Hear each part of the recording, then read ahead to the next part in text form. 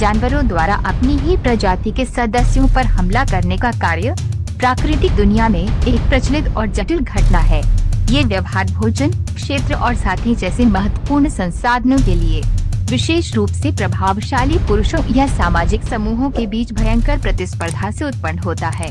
विकास की सहस्राब्दियों से विकसित वृत्ति से प्रेरित होकर जानवर एक महत्वपूर्ण जीवित रहने की रणनीति के रूप में अंतःविशिष्ट आक्रामकता में संलग्न होते हैं। नंबर 5, शेर। इस क्लिप में ये नर शेर एक मृत शेर के बच्चे को ले जा रहा है। हालांकि मौत का कारण स्पष्ट नहीं है। शेरों के झुंड में शिशु हत्या होती है। अक्सर जब कोई नया नर क्षेत्र पर कब्जा कर लेता है, ये व्यवहार पिछले नर की संतानों से प्रतिस्पर्धा को खत्म करने और गौरव में मादाओं के साथ संभोग के अधिकार को सुरक्षित करने की इच्छा से प्रेरित हो सकता है। ये ध्यान रखना महत्वपूर्ण है कि शिशु हत्या केवल पुरुषों द्वारा नहीं की जाती है। शेरनियां अन्य नर द्वारा पाले गए शावकों को भी मार सकती हैं। अपने स्वयं के प्रजनन चक्र को तेज करने और नए प्रमुख नर के प्रति ग्रहणशील बनने के तरीके के रूप में है। शेर की सामाजिक संरचनाओं और प्रजनन रणनीतियों की जटिल गतिशीलता इन दुखद घटनाओं को जन्म दे सकती है। हालांकि इस तरह के व्यवहार को सहानुभूति की भावना के साथ देखना और पारिस्थितिक दबावों को समझना स्वाभाविक है। इस क्लिप में एक शेरनी दूसरे शेर के अवशेषों को खा जाती है। हालांकि यह सामान्य लग सकता है, लेकिन शेरों के गौरव में ये अनसुना नहीं है। खासकर संघर्ष या प्रतिस्पर्धा के बाद ये फुटेज कुछ शेरों की आबादी में देखी गई एक प्राकृतिक घटना को दर्शाता है। गौरव के मृत सदस्यों को साफ करना और खा जाना है, लेकिन शेरों के गौरव के भीतर जटिल सामाजिक गतिशीलता और संसाधन प्रतिस्पर्धा को समझना इस व्यवहार के लिए संदर्भ प्रदान कर सकता है। इस क्लिप में एक नर शेर को एक युवा शेर के बच्चे पर हमला करते हुए और उसे मारते हुए दिखाया गया है। ये जंगल में एक प्राकृतिक लेकिन दुखद घटना है। ये पशु जीवन की कठोर वास्तविकताओं की याद दिलाती है। इस क्लिप में शेरों के बीच आपसी संघर्ष को दर्शाया गया है।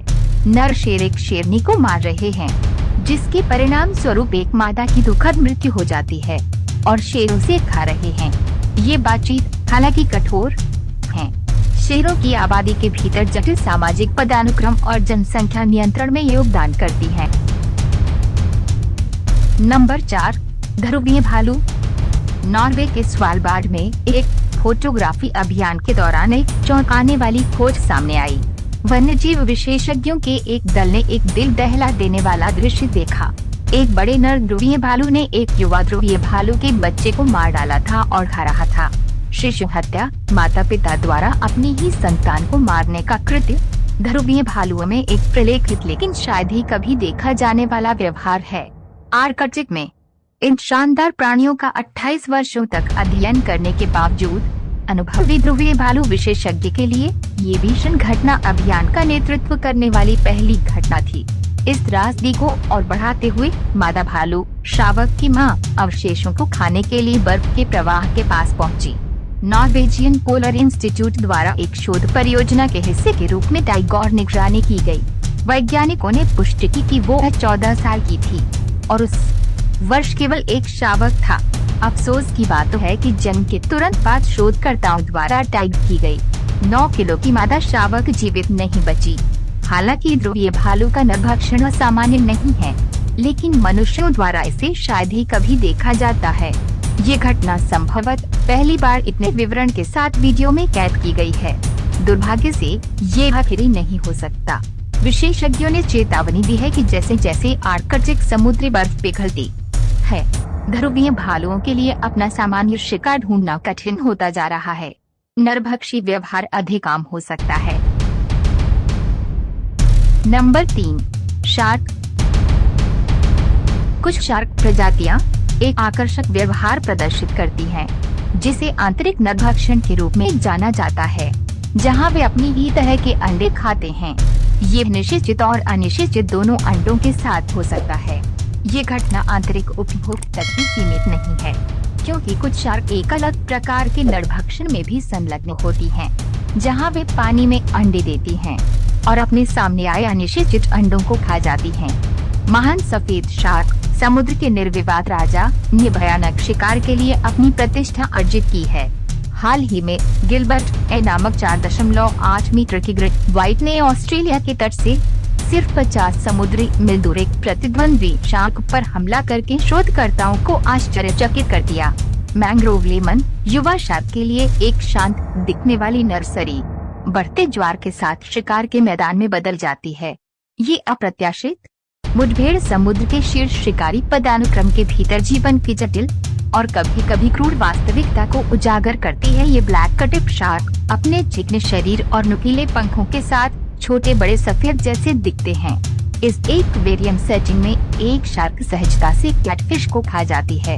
उसकी हरकतें तेज और सटीक होती हैं। एक अन्य बड़ी शार्क प्रभावशाली व्यवहार प्रदर्शित करती है, छोटे शार्क के साथ हाथापाई करती है। मुठभेड़ संक्षिप्त है और इससे कोई खास नुकसान होता नहीं दिख रहा है। अंत में एक बाघ शार्क को अपने शिकार को अपने जबड़ों में मजबूती से दबाए हुए शानदार ढंग से तैरते हुए देखा जाता है, जो एक प्राकृतिक शिकारी है जो अपने शिकार कौशल का प्रदर्शन करता है। नंबर 2, बंदर और चिंपैंजी। हरी भरी झाड़ियों के बीच एक चिंपैंजी भोजन की तलाश में है।